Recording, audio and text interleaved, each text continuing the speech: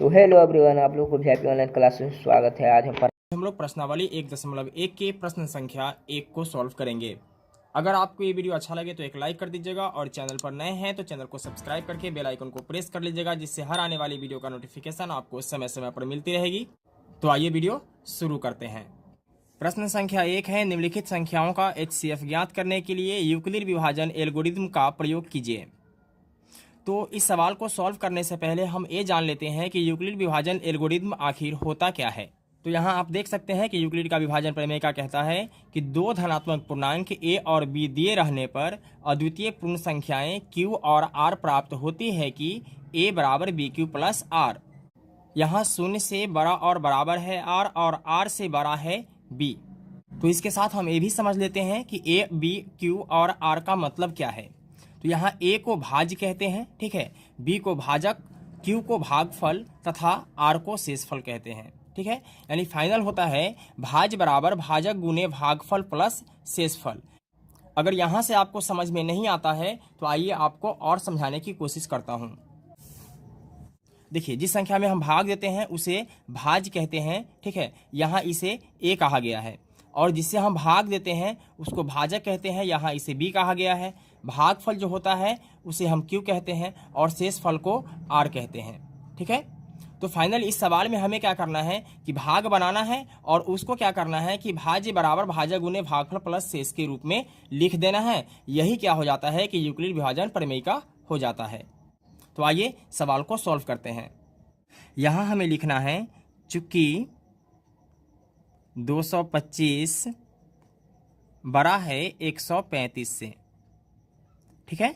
इसके बाद क्या करना है कि 225 में 135 से भाग देना है, ठीक है। भाग देकर और उसे हमें लिखना है इसके रूप में। तो 135 से भाग देना है 225 में। तो एक बार में लगाएंगे कितना आ जाएगा 135, दो बार में लगाते तो इससे ज़्यादा हो जाता, यानी 135 दूना कितना हो जाता 270, ठीक है। अब यहाँ घटाना है तो 5 में से 5 माइनस करेंगे तो कितना आएगा 0।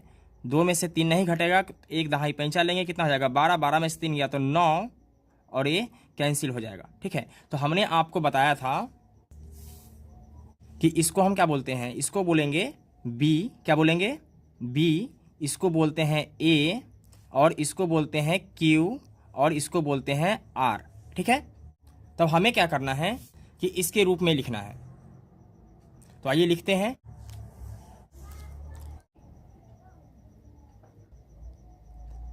चरण 1, ठीक है। तो चरण 1 में लिखना है कि 225 यानी a का जो मान है वो क्या है 225 है, ठीक है, बराबर b का मान कितना है, तो b का मान है 135। तो लिखेंगे 135 गुने q का मान कितना है तो 1 है, तो लिखेंगे 1 प्लस r का मान कितना है 90, तो लिखेंगे 90, ठीक है। लिखेंगे चूंकि शेषफल बराबर नहीं है शून्य के, ठीक है, क्योंकि शेषफल जो है वह शून्य नहीं आया है, हमें शेषफल शून्य का इंतजार है, ठीक है। जब शेषफल शून्य आ जाएगा तो उसी का क्या हो जाएगा, जो बी वाला होगा वही फाइनल मेरा HCF हो जाएगा, ठीक है। अब आगे बढ़ेंगे। अब क्या करना है कि फिर से इसको घेर देना है, ठीक है, और इस वाले को अंदर में लिखना है। तो 135, ठीक है, तो 90 एकम क्या हो जाएगा 90।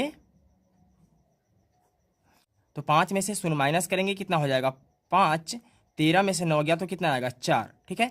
अब यहाँ क्या हो जाएगा कि इस वाले को छोड़कर चलेंगे, अब यहाँ से हमें देखना है, ठीक है।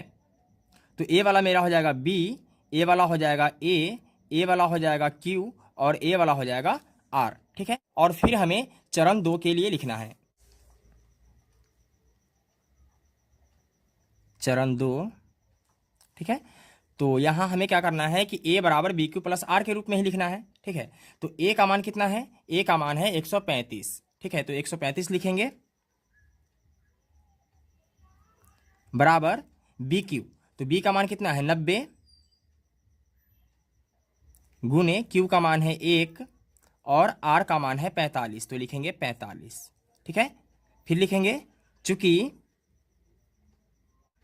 शेषफल बराबर नहीं है शून्य के। ठीक है,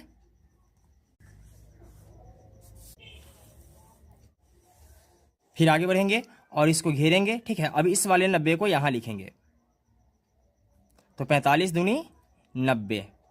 ठीक है, यहां शेष क्या हो जाता है, शून्य में से शून्य घटेगा तो कितना बचेगा, शून्य, और 9 में से 9 घटेगा तो क्या बचेगा, शून्य। ठीक है, तो फिर यहां हमें क्या करना है कि इस वाले को क्या मानना है, बी मानना है, इसको ए, इसको क्यू और इसको आर।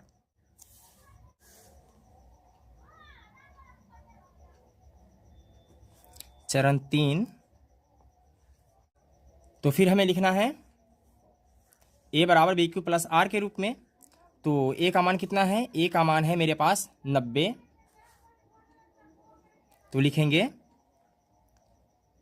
90 बराबर बी क्यू प्लस आर। तो बी का मान कितना है, बी का मान है 45, तो लिखेंगे 45 गुने क्यू का मान है 2, तो लिखेंगे 2, और आर का मान कितना आया, शून्य आया, तो लिखेंगे 0। देखिए, ए की जगह पे 90, बी की जगह पे 45 और क्यू की जगह पे क्या आ गया, 2 आ गया, और आर के जगह पर फाइनल मेरे पास क्या आ चुका है, 0 आ चुका है। ठीक है, जब आर के जगह पे 0 आ जाएगा तो लिखेंगे चूंकि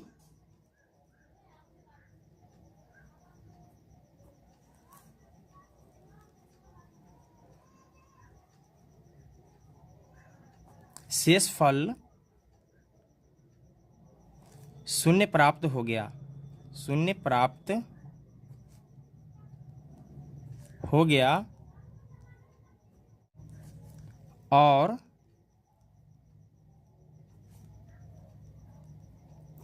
इस चरण का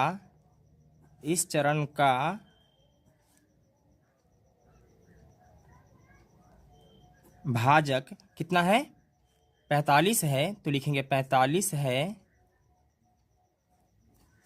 अतः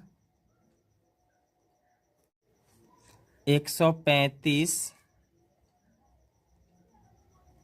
और 225 का महत्तम समावर्तक यानी HCF कितना है, 45 है। ठीक है, यही मेरा फाइनल क्या हो जाएगा, आंसर हो जाएगा। तो दोस्तों, मैं उम्मीद करता हूं कि आपको ये वीडियो पसंद आया होगा। अगर वीडियो अच्छा लगा तो एक लाइक कर दीजिएगा, चैनल पर नए आए हैं तो चैनल को सब्सक्राइब कर लीजिएगा। फिर मिलते हैं एक और वीडियो में, तब तक के लिए जय हिंद।